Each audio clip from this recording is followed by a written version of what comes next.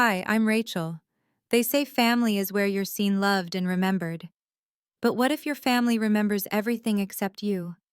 3 days before Christmas, I learned my name had been quietly removed from my parents' will. No explanation, no warning. Just a single line: Rachel has been provided for outside this document. I hadn't. Not in money, not in memory, not even in person. But that was just the beginning.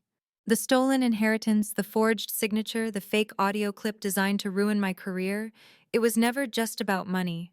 It was about erasure, reputation, control. And this time, I wasn't going to be the quiet one. Before we begin, I'd love to know, where are you watching from? And what's the one moment in your life you realized family could break you more deeply than strangers ever could? Drop it in the comments below. Drop. And if stories like these speak to something you've lived but never had the words to name, consider subscribing. This space is for the ones who remember everything. Christmas Eve in Santa Clara always carried a strange kind of stillness, like even time paused between the swaying palm trees and the way the holiday lights clung awkwardly to the chill in the air. I went to my mother's house at precisely 6:15 p.m., just as planned. Delaney's white SUV was already in the driveway, parked slightly askew like it belonged more than anyone else ever could. In one arm, I carried a canvas bag filled with handmade gifts. In the other, my purse tucked inside it, a folded sheet of paper. A small speech I'd written around midnight. A thank you to my parents. Just a few sincere words. I thought maybe it would be a moment of grace, maybe even a step toward something softer. The porch light flickered once as I stepped up to the door. Mom Marcia opened it before I could knock. "Rachel," she said flatly. No hug, no smile, just my name, clipped, like punctuation. I stepped inside. The warm scent of cinnamon rolls and glazed ham wrapped around me in that deceitful kind of comfort, familiar almost enough to make me forget what came next. The dining room sparkled. Silver flatware name cards and embossed napkins. Perfect. Curated. I scanned the table. "Where's mine?" I asked quietly. "Oh." Mom turned almost like she'd forgotten. "Delaney said you liked sitting in the corner. You know, more comfortable." She gestured toward the folding chair shoved beside the buffet cabinet. No place setting, no name tag, no seat at the table. I gently pulled the chair closer to the table, careful not to scrape it against the hardwood. I didn't want a scene, but Delaney noticed. She always did. "Oh, Rachel's always liked to keep things low-key, right?" she said, flashing that sweet and sour smile that sounded like kindness to anyone who didn't know better. Laughter followed. A few chuckles. Even Uncle James shook his head with a grin like it was all harmless fun. I smiled too tightly and politely. The kind of smile you wear when trying not to bleed in front of people who don't believe you're hurt. That folding chair didn't just feel temporary, it felt conditional. Dinner unfolded as expected: wine stories. I wasn't part of memories I wasn't invited into. Conversations skimmed past me like I was furniture. I focused on the candle centerpiece I'd given Mom 5 years ago. She didn't mention it. She never had to. And in that moment, I started to understand. This wasn't an oversight. It was the first act in a well-rehearsed performance. And I was exactly where they wanted me, quiet, excluded, and out of frame. When it came time for toasts, Dad stood up first. His voice, still strong despite the fatigue in his eyes, rang clear as he lifted his glass. "To family," he said, nodding toward Delaney. "To all the ways we grow stronger together." Delaney rose next. Her posture was confident, timing flawless, like she'd practiced. Her speech was a blend of humor and sentiment, perfectly crafted for this curated audience. She mentioned everyone by name, everyone except me. The applause came quickly. Someone even whistled. She beamed. And then I stood. Just a few words I said softly, holding my glass in one hand and reaching for the microphone on the table beside me. It didn't turn on. I flipped the switch. Nothing. I tapped the top, still nothing. Delaney leaned over with exaggerated concern. "Oh no," she said, drawing out each syllable like it was theater. "I guess the battery's dead. Guess it wasn't meant to be. Her laugh was light, innocent if you didn't know better. More chuckles, awkward ones this time, pity disguised as amusement. I folded the paper and slipped it back into my purse. The glass in my hand suddenly felt heavier. The wine inside it was gone. I reached for the bottle only to realize it had already been taken to the far end of the table. I sat down, cheeks flushed, not from shame, but from something more profound, anger dressed in restraint. After the meal came the annual gift exchange. A quiet tradition in our family, nothing flashy. Just something small from each person. I had prepared something special this year. Something that had taken me 3 long nights to finish. It was a scrapbook of Dad's final years. Photos, letters, hospital snapshots, small moments I had quietly preserved while others stayed away. I had labeled each page with care and included tucked-away notes. One of them, folded beneath a flap, held the last letter Dad ever wrote me. The only letter he ever signed, "Love you always, Dad." I watched as my gift was handed to Marcia, but when she opened it, she didn't look at me. "Oh, Delaney, this is beautiful," she breathed, voice caught somewhere between admiration and disbelief. Delaney smiled, wide-eyed and modest. "I just thought it was time we honored him properly," she said sweetly. "It came to me last week. It just felt right." She didn't even pretend to have made it. She simply took it. And no one questioned her. Not even when Mom flipped to the page with my letter. The handwriting in the corner is still mine, dated months ago. No one paused. No one blinked. If they noticed, they didn't care. I looked at Ethan, searching for confusion, guilt, anything. But he didn't meet my eyes. Uncle James joked about Delaney's sentimental side while everyone chuckled along. My hands curled into fists under the table. I tried to remind myself that gifts are just symbols, that intention matters more than applause. But it wasn't just a gift. It was a memory, labor, grief, and she'd taken it like it was hers to claim. That was when the fog in my mind began to lift, not just from tonight, but from every time before. The family photo where my name was left off the caption. The poem I'd written that Delaney read aloud at church like she'd composed it herself. The eulogy I had prepared for Dad's memorial was cut last minute without warning, replaced by Delaney's version, of course. It wasn't forgetfulness. It was a pattern. It was a campaign. And tonight it wasn't quiet anymore. It was deliberate, loud in its silence, aggressive in its sweetness, calculated in every performance. I looked at the scrapbook in Mom's lap, open to the page with Dad's handwriting, and knew exactly what was happening. They weren't just erasing me. They were replacing me. I kept my eyes on the scrapbook long after they moved on. The room had shifted back into its rhythm, laughter, dessert plates, coffee being passed around. But for me, time felt like it had stalled. I wasn't hurt by the theft of the scrapbook alone. I was haunted by how easily it happened. How everyone seemed to know their lines, their roles, their cues, except me. It was never just one moment. It was always a collection. And tonight it all began to replay in sharp, painful clarity. 2 years ago, the family tree photo that Delaney posted online, my name wasn't on it. I had asked her once gently if she could add it back. She said the app wouldn't let her edit the image after it was posted. But she updated the caption to say, "Our little circle. Just us three." I wasn't included in us. Another time at church, Delaney read a poem during a holiday service. It got standing applause. My poem, word for word. When I asked her later why she hadn't credited me, she said, "Oh, I didn't think it mattered. It was just family." And at Dad's memorial, my words, my story, the one I'd written while crying in the stairwell outside the hospital, were cut without warning. We just needed to streamline. Marcia had told me, handing me a program where Delaney's tribute took the central spot. That's when I knew. It wasn't forgetfulness. It wasn't miscommunication. It was the strategy. A quiet, careful unraveling of my place in this family.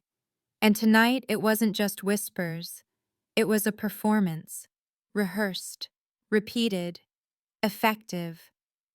I looked up from my plate. My food had gone cold. The candle flickered beside the pie tray like it was too tired to keep pretending to be festive. Across the table, I saw Ethan lean in and whisper something to Delaney. Then she stood up again, glass in hand, smile perfectly poised. "I know we're all so thankful to be together," she said, her voice sweet and practiced. "But before we move on, there's something we should clear up. Something serious." Every face turned toward her, then slowly toward me. I didn't move. Because suddenly I understood. The folding chair wasn't a random oversight.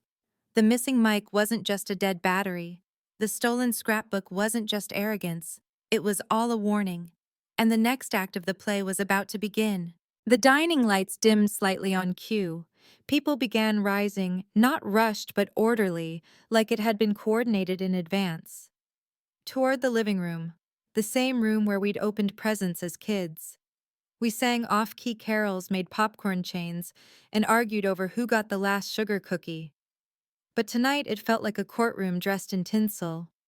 I followed last, not out of protest, but because I'd learned long ago that walking behind them made it easier to stay invisible. The living room was perfectly staged. The trees sparkled. The coffee table glowed under the weight of color-coded presents. The smell of vanilla-scented candles was too strong, as if trying too hard to suggest warmth. I looked beneath the tree. No gift from me in sight. I had placed a small bag under there earlier. Hand-poured candles made with lavender from Dad's garden. I had written a note for quiet nights. Love, Rachel. Simple. Honest. It was gone. Not opened. Not re-tagged. Not misplaced. Just gone. I tried not to read into it. Maybe it fell. Maybe someone moved it. But my gut whispered the truth I didn't want to hear. It had been removed. And just like that, something in me stopped hoping. I reached for my phone, not to text, not to scroll, just to anchor myself to something that wouldn't shift beneath my feet. I opened the forwarded email from Cousin Tara.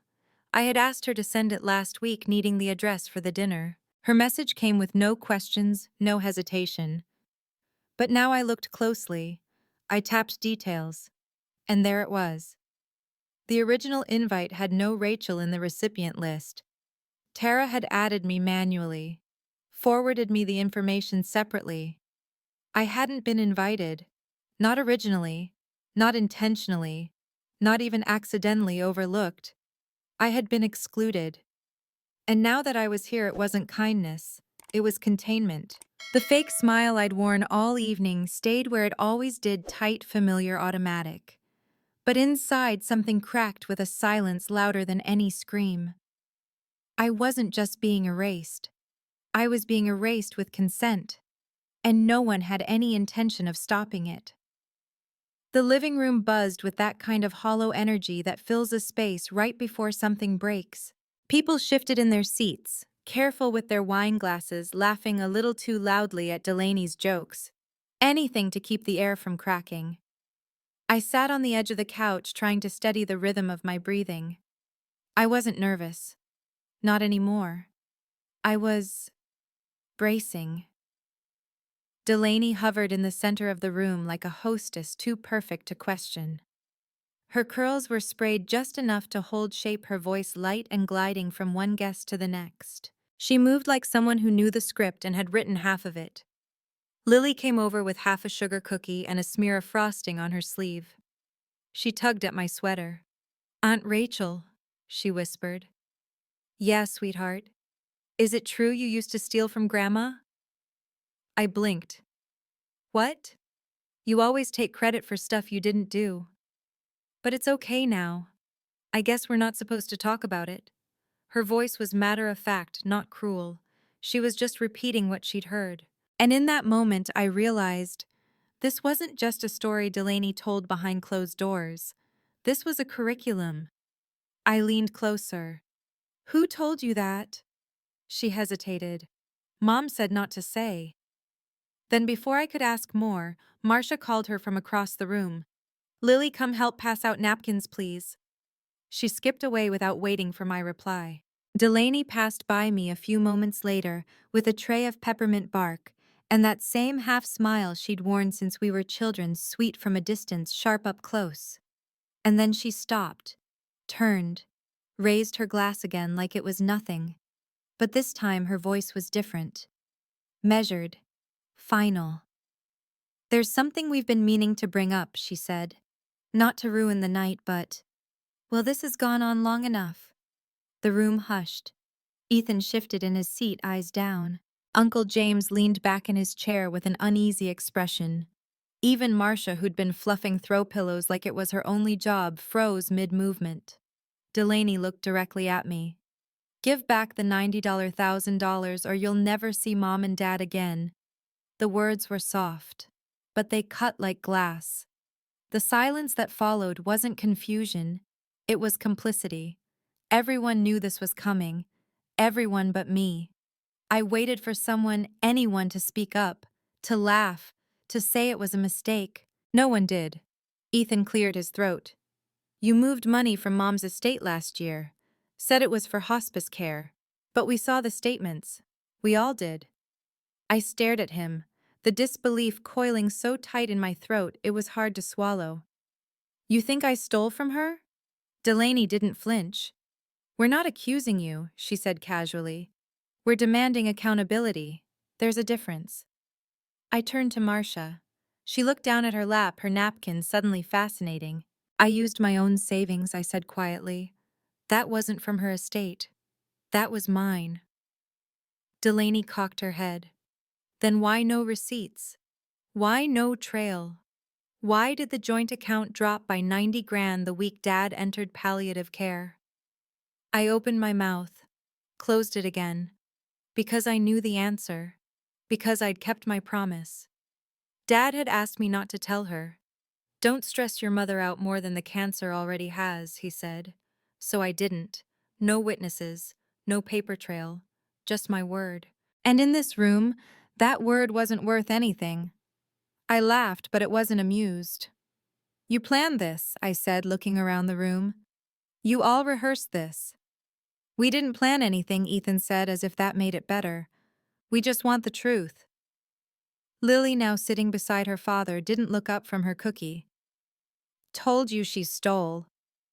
Her words pierced deeper than Delaney's ever could.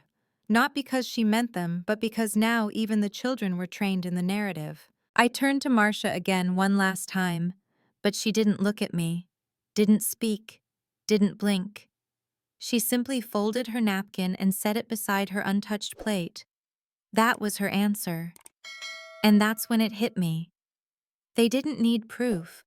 They didn't want the truth. They wanted permission to erase me with ease.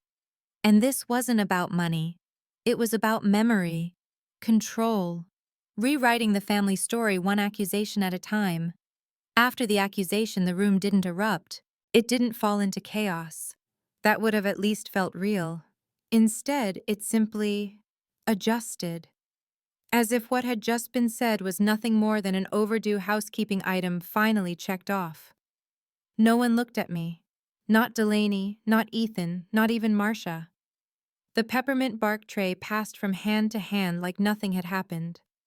Someone restarted the holiday playlist. Someone else laughed too loudly at nothing. And I realized the confrontation wasn't meant to start a conversation. It was meant to end one. I didn't push back. I didn't cry. I didn't even excuse myself. I waited until the chairs scraped again. The laughter dulled and the room slowly drifted back to its polished holiday performance. Then I stood, slipped my empty glass onto the mantel, and walked out of the room like a ghost exiting her own funeral. In the kitchen, the lights were softer, warmer. It should have been a refuge, but even here the air felt too heavy. I leaned against the counter, my hand still wrapped around my phone like it might tether me back to something real, something that couldn't be erased. That's when I saw it, Dad's old laptop. Marcia still used it. For church bulletins, email chains, printing labels for the Christmas place cards that no longer had my name.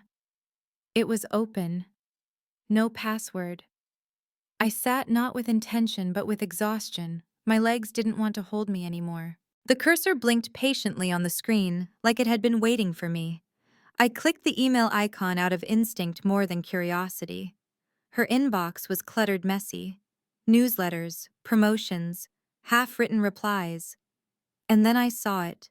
A draft. Subject line: tomorrow.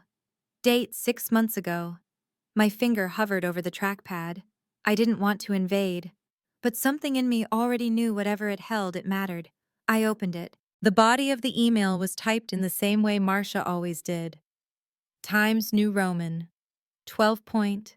No emojis. No fluff. Just her. You paid for everything. I know that. I'm not blind. I just didn't know how to tell Delaney she's not the golden one. You do things with your whole heart.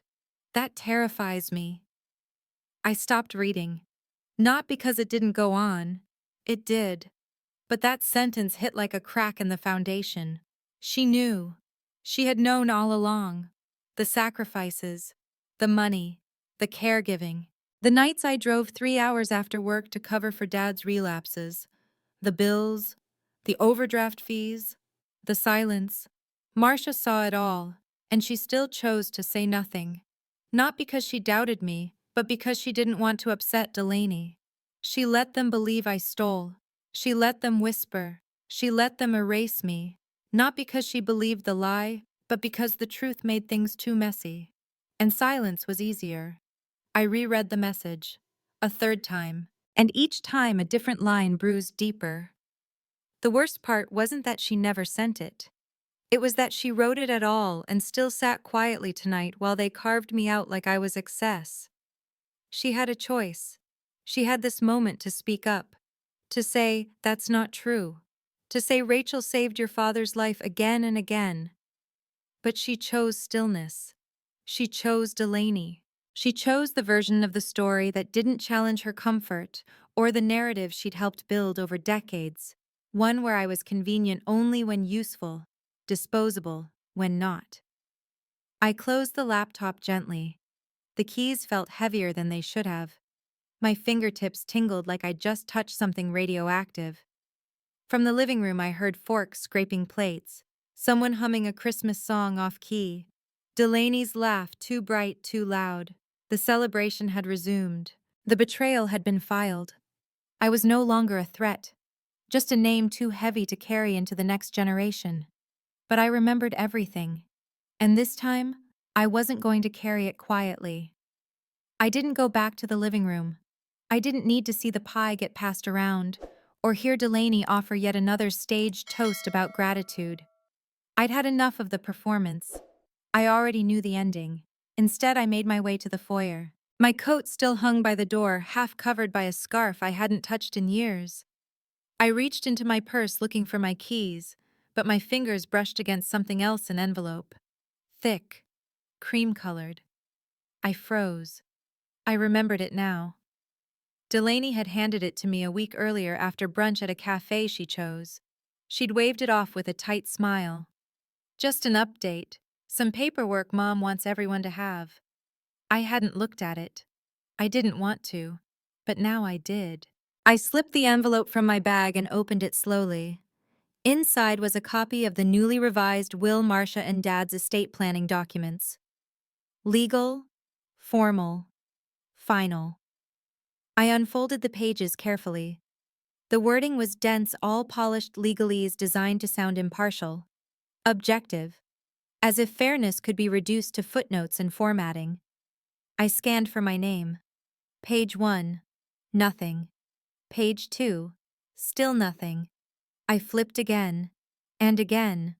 Not under the home, not under the joint savings, not even a single mention in the section for sentimental items, heirlooms, jewelry, personal letters. At the bottom of the third page it was there.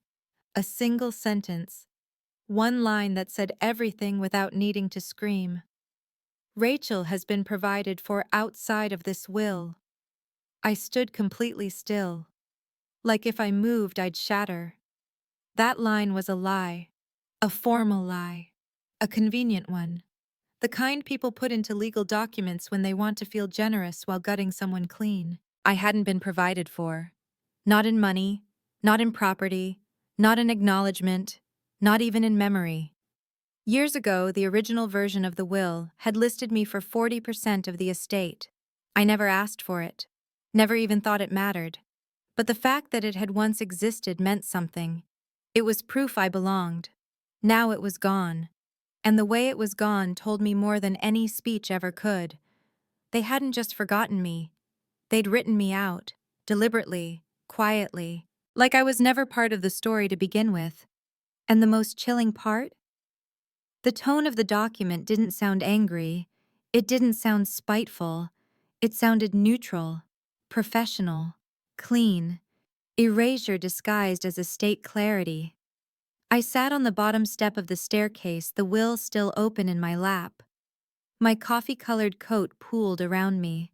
My fingers shook not from rage, but from the kind of betrayal that doesn't yell. The kind that signs things in ink and calls it closure. I thought of all the things I had given without condition, covering property taxes when Marcia missed the due date, refinancing my condo to pay for kitchen renovations she forgot to reimburse, paying for Dad's clinical trial when Medicare wouldn't cover the last phase. I'd told myself it was what family did. No need for credit, no need for thanks. Just do the right thing and move on. But this wasn't forgetfulness. This was a declaration. You are no longer one of us. Not in name, not in spirit, not in writing. And I couldn't unsee it. The stillness inside me wasn't peace. It was what came after the final door closed. What settled in the bones after the last, maybe they didn't mean it, ran out of air. I folded the will carefully, slipped it back into the envelope like a photograph I couldn't bear to rip even though I should have. I wasn't just erased, I was replaced, and something in me knew this wasn't the end of their story. But maybe it was the beginning of mine. That night I didn't sleep. I didn't cry either. I just sat by the window of my apartment, the city blinking faintly in the distance like it was pretending to rest too. My hands rested on my lap, the will unopened beside me. I didn't need to read it again. I'd memorized every word that didn't include me. Around 1 a.m., I silenced my phone not because people were calling, no one was, but because I didn't want to risk even one more manufactured apology. Not tonight. I didn't expect Ethan to reach out. And yet at 8:03 the next morning, his name appeared on my screen. Ethan.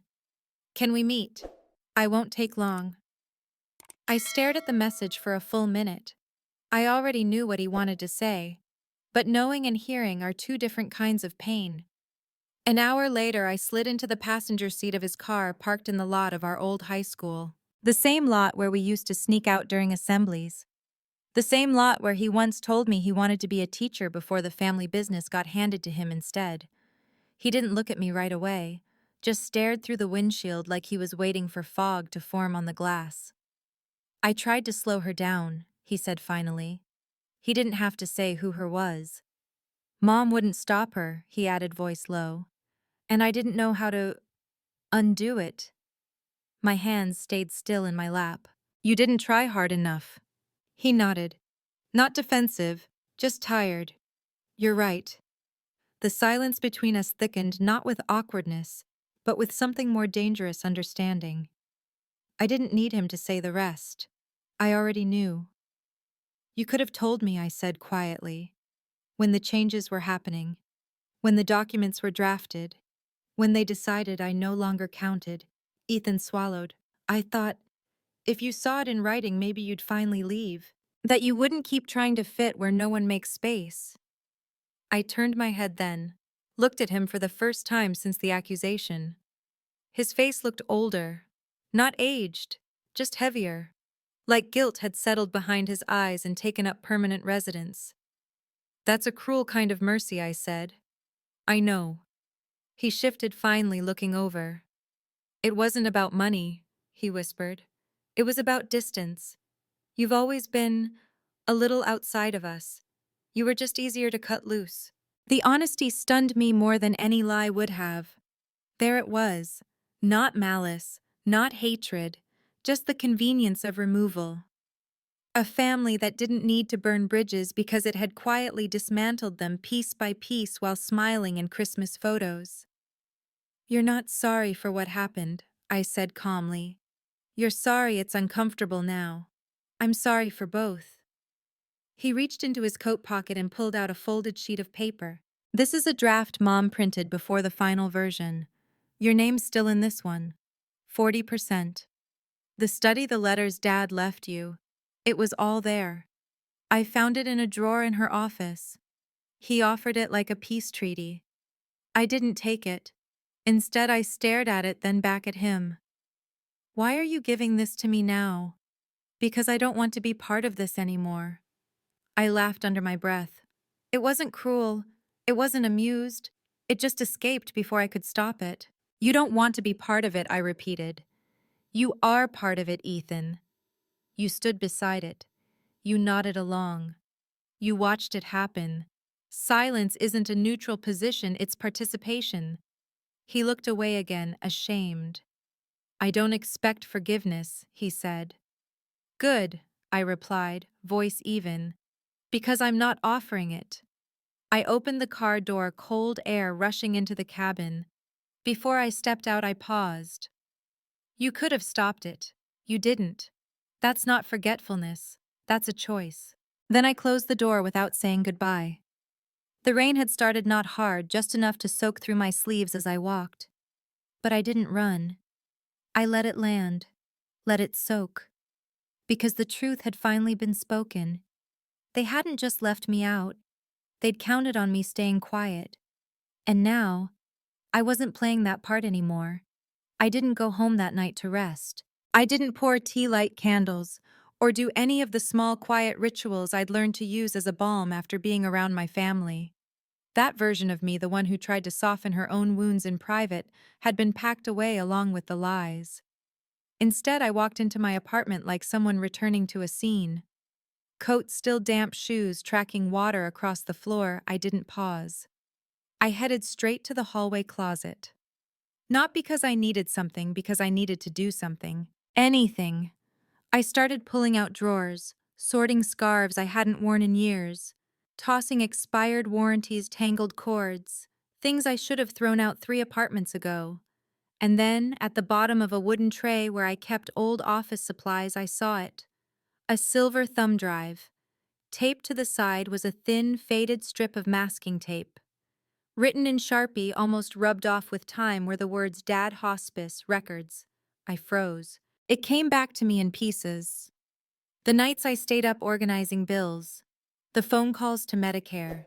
The calls they never made. The paperwork no one wanted to handle. I crossed the room and plugged the drive into my laptop. The fan hummed. The screen lit up. Folder after folder appeared, more than I remembered. Cleanly named. Timestamps intact.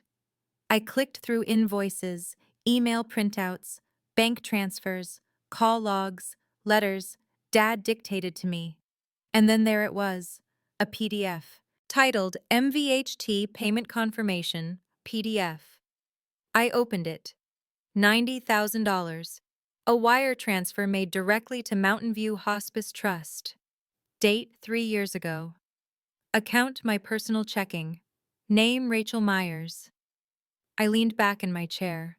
Eyes stinging, not with tears this time, but with something cleaner. Relief, no. Not yet. Clarity. The kind of clarity that doesn't ask for validation, it just is. They tried to strip me down to hearsay. But the truth, real, provable, time-stamped truth, had been sitting quietly in my own drawer, waiting for me to stop surviving long enough to fight. But that wasn't all. In another folder labeled Estate Docs, I found email correspondence with our family's former estate attorney. I had backed them up years ago just in case. One attachment stood out. Draft Will Myers Family Original Scan, PDF. I opened it. There, on page 2, under Asset Distribution, Rachel Myers, 40%. Specific note: include Rachel's name on the study. Letters in drawer are for her. I stared at it, then opened the revised version, the one Delaney had given me after brunch. Same formatting, same tone. Except something was off. It took a moment before I saw it. The signature, Marcia's. On the new version, her signature was slanted, uneven, the M missing its usual rounded loop. I opened an old birthday card she'd written me, still pinned to my fridge. Compared the two. Not even close. I zoomed in, tilted the screen, enlarged both. It wasn't hers. Not just altered, forged. My pulse didn't spike. My breathing didn't quicken.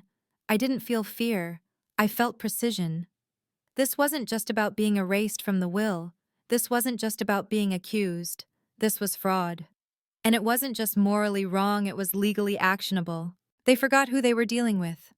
I had spent 15 years in compliance and corporate audit, quietly unraveling forged documents and false claims for people with far better poker faces than Delaney.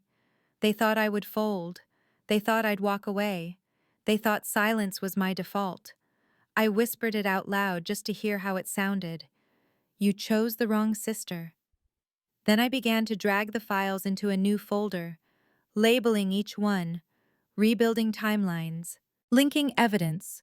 The past 3 years had been rewritten behind my back, but now I had the receipts, and I wasn't keeping them in a drawer anymore. I didn't sleep that night, but I wasn't restless.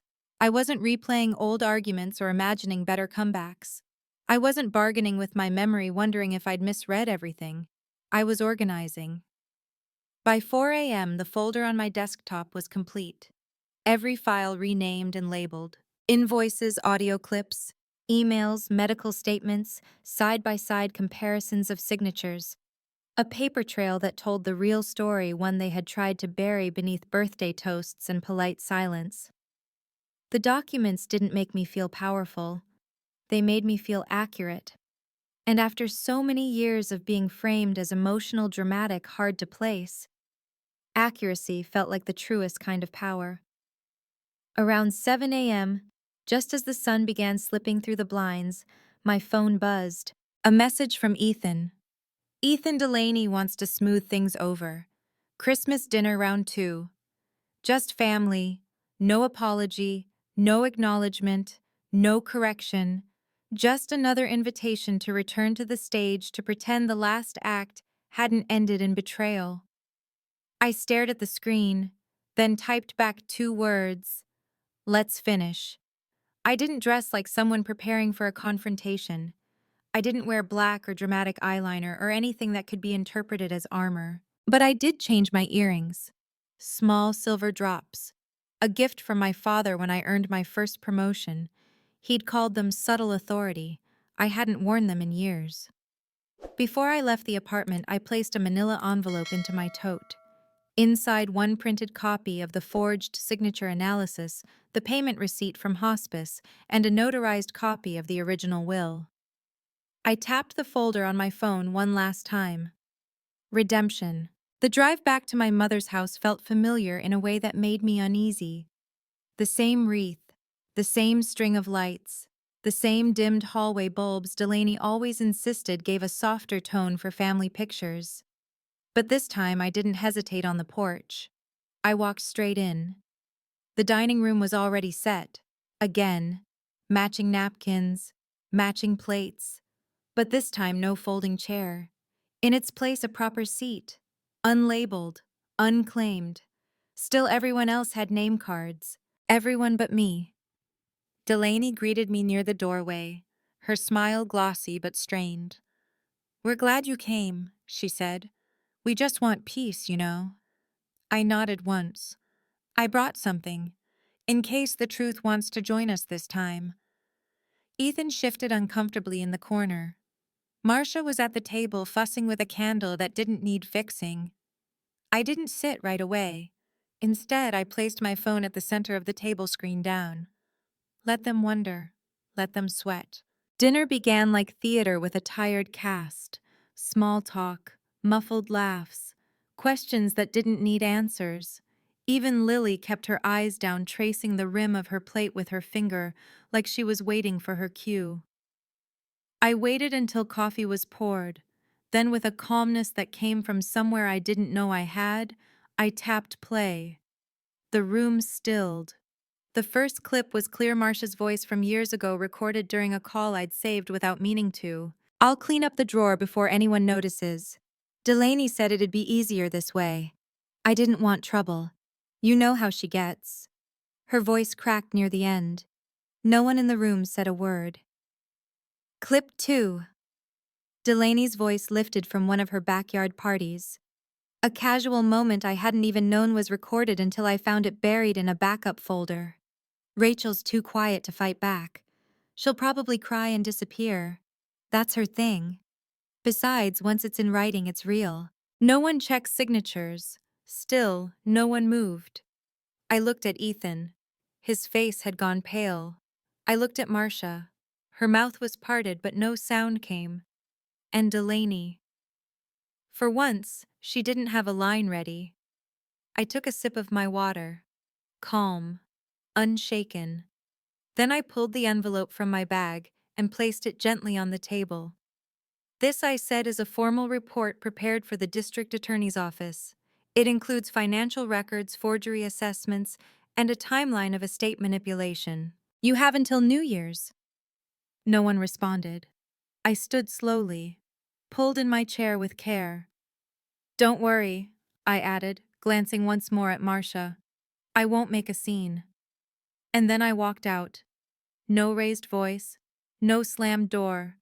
Just the sound of a woman reclaiming her narrative, one fact at a time. 3 days passed. No calls, no messages, no fallout that made headlines. Just silence. The kind that feels artificial, managed, controlled. I didn't expect an apology. I wasn't waiting for an explanation.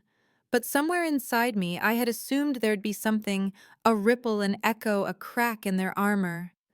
Instead, there was only stillness.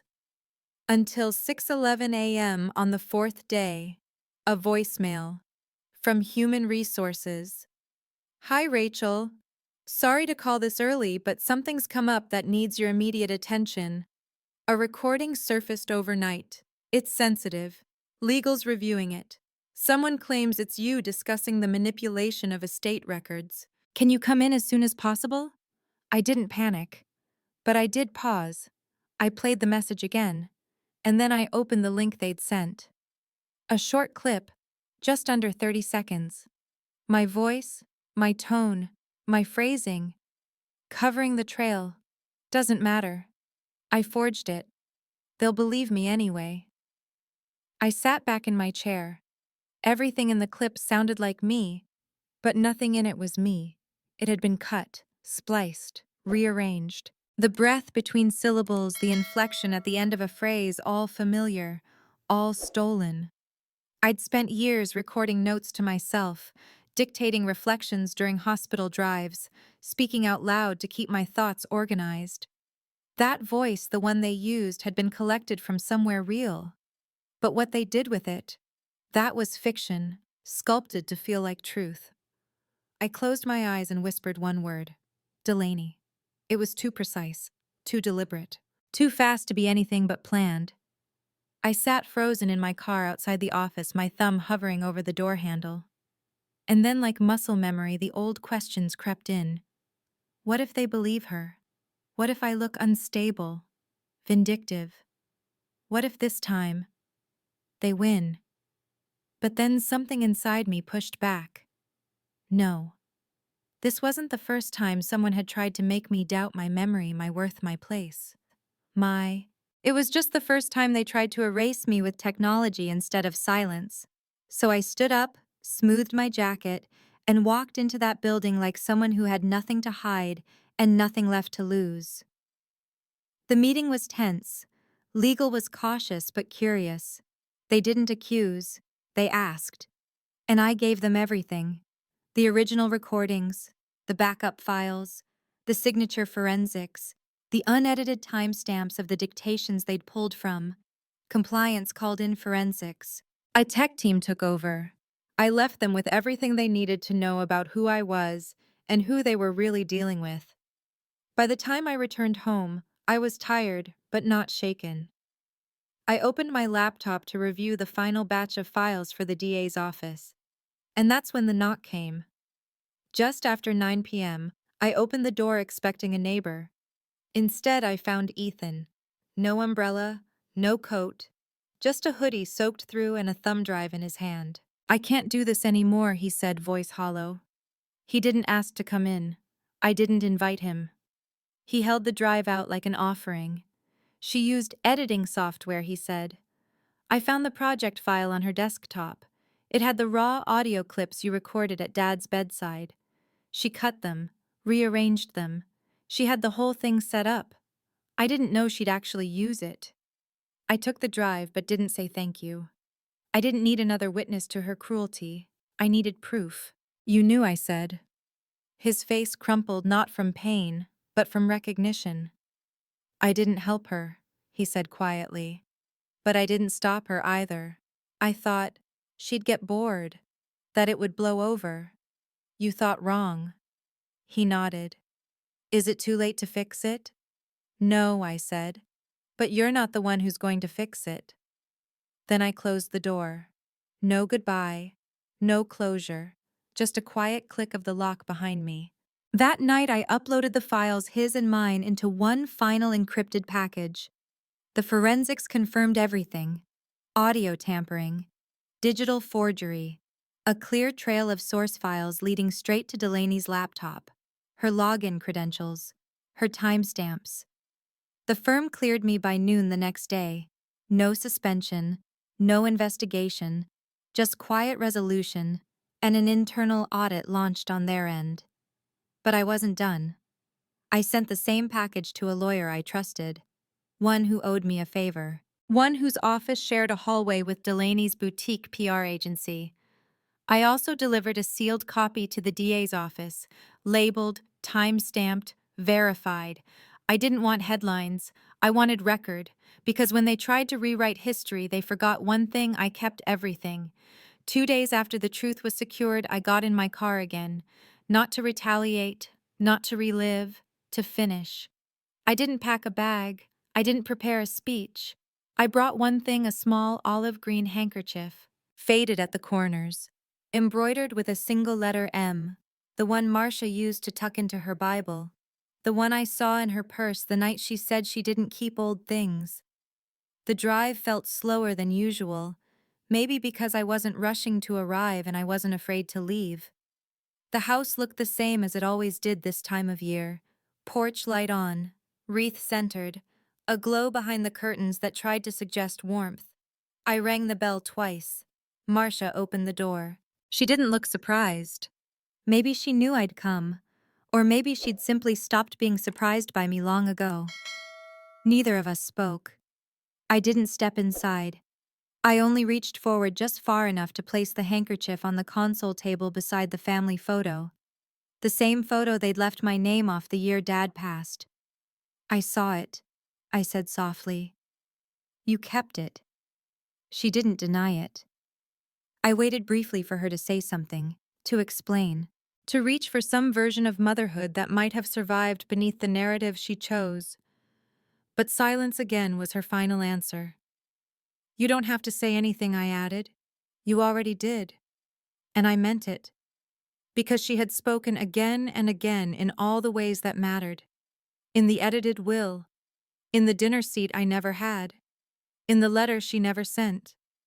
In the truth she quietly carried but never once defended. I turned and walked away. Not out of grief. Not out of rage. But because the door behind me no longer needed to be slammed. Some doors you close gently because they were never truly open to begin with. The next morning, news moved like smoke through a room that had just caught fire. Delaney's firm issued a memo, internal discreet. She had been suspended pending a digital fraud investigation. The memo didn't name me. It didn't need to. By noon, the leak reached the local press. By evening, Delaney's profile had been scrubbed from the agency's website. There was no press release, no spin, no elegant exit, just a sudden, complete silence. And for once, it didn't belong to me. I didn't celebrate. I didn't text anyone. I simply sat by my window as the sun dipped below the horizon and watched the city soften into gold. That night, when the voice that had tried to erase me finally went quiet, it didn't bring triumph, it brought stillness. Not the empty kind I used to fear, but the kind that lets you hear yourself think again. The kind that leaves room for your own name to echo back in your own voice, not through someone else's approval or memory or manipulation, just yours. Days passed, then a week. I didn't hear from Marcia, or Ethan, or anyone who'd played their part in the slow erasure of who I was. But one afternoon, Lily showed up at my porch. She had a sketchbook in her backpack and mismatched socks. She didn't say much, just climbed onto the swing beside me and pulled a blanket over her knees. "Why don't we go over there anymore?" she asked, still looking at her drawing. I didn't answer right away. The question wasn't confrontational, just curious, gentle, the way kids ask when they're trying to understand the things adults bury. Because I said quietly, "Some places stop being home even if your name's still on the mailbox." She nodded, then shrugged. "I like it better here anyway." And for the first time in a long time, I smiled. Not the kind that hides pain, not the kind you wear for survival, the kind that rises up from your ribs when something old finally starts to heal. After Lily went to bed that night, I stood in her doorway for a while, watching her sleep with one arm flung over the covers, like she trusted the world not to pull it away. She had no idea how many times I'd been asked to disappear to protect other people's comfort, and I'd done it over and over, until now. I stepped into my own room and opened a box I hadn't touched in years. It had followed me through 5 addresses, 3 job titles, and one long season of pretending things didn't hurt. Inside, I found it the same olive green handkerchief, still folded, still soft. I laid it on my nightstand not out of sentiment but as a marker, a reminder. Beneath it, I slipped a note I'd written on the back of an old payroll envelope. "Home isn't a place. It's who still waits for you, and sometimes that person is you." The next morning, I received an email from my firm. I'd been promoted, not just a title change. I'd be overseeing a new initiative, one I'd helped propose, but never imagined I'd be trusted to lead. A financial empowerment program for women quietly erased by the people closest to them. For those disinherited, disbelieved, or displaced by families who weaponized love like leverage. I said yes before I finished reading. Not because it would heal everything, but because it finally meant something I did could exist without apology. Every class I led began with the same question: what's the first thing someone took from you without asking? And in every room someone cried, not from sadness, but from finally realizing they weren't crazy. They weren't alone. I didn't need applause for that. I didn't need an award. I just needed to show up. Later that week, a voice message appeared on my phone. "Ethan, I don't expect forgiveness," he said. "Just thank you for not dragging me down with her." I didn't respond, but I saved the message. Maybe not for him, maybe for me. A reminder that even those who stand silently beside cruelty eventually feel the heat of its consequences. Because the truth doesn't need to roar, it just needs to last. And as the sun set again over the quiet porch, where Lily now curled up to draw her cartoons, I knew I was no longer waiting for someone to come back and make it all right. The apology never came. The will was never rewritten. There was no reunion hug, no redemption arc. But in all that absence, I found something else, a deeper kind of peace. The kind that doesn't ask permission. The kind that teaches you not everything broken has to be rebuilt. Sometimes the most powerful thing you can do is leave the wreckage and walk forward lighter. Because sometimes the only family that matters is the one that never asked you to vanish to make themselves whole. Not every story ends with justice in a courtroom. Some end in a quiet apartment with a thumb drive full of receipts and a piece that no one gave you. You built it yourself. I didn't get the apology. I didn't get my name back in the will. But I got something better. I got my voice. And if you've ever been written out of a story you helped hold together, I hope you know silence doesn't make them right. It just makes you dangerous when you finally speak. If this story stayed with you, share it with someone who might need to hear it too. And let me know in the comments. What would you have done if you found yourself erased, not by strangers, but by the people who claimed to love you? Don't forget to subscribe if you haven't already. Not just for the algorithm, but because truth needs witnesses, even the quiet kind.